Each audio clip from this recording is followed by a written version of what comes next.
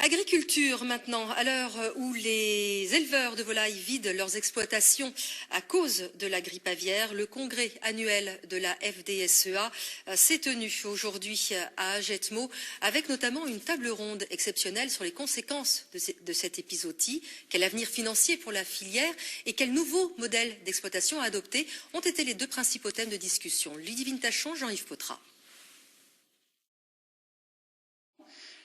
La table ronde se voulait sans langue de bois.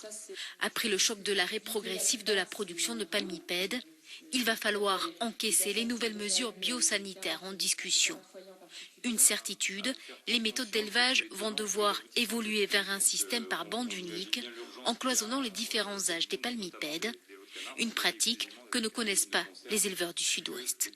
L'agriculteur va devoir gérer de façon indépendante les différentes lots de volailles qu'il peut avoir sur son exploitation. Les canards d'un côté, les volailles de l'autre.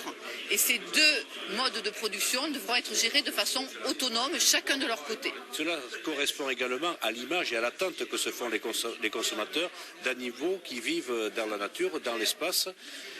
Et donc nous ne devons en aucun moment remettre en cause cela, même si cela peut représenter des investissements conséquents pour maintenir ce modèle-là. La crainte, un nouvel épisode d'influenza aviaire et un risque de mutation du virus que la filière ne serait pas en mesure de supporter une deuxième fois.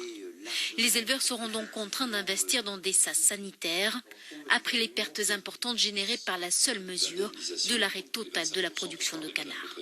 Si les éleveurs, si les organisations n'ont pas un accompagnement financier suffisant, alors le risque de non-respect des règles est un risque majeur. Et le non-respect des règles de quelques heures peut faire perdre l'enjeu collectif de cette bataille contre cette maladie à tous.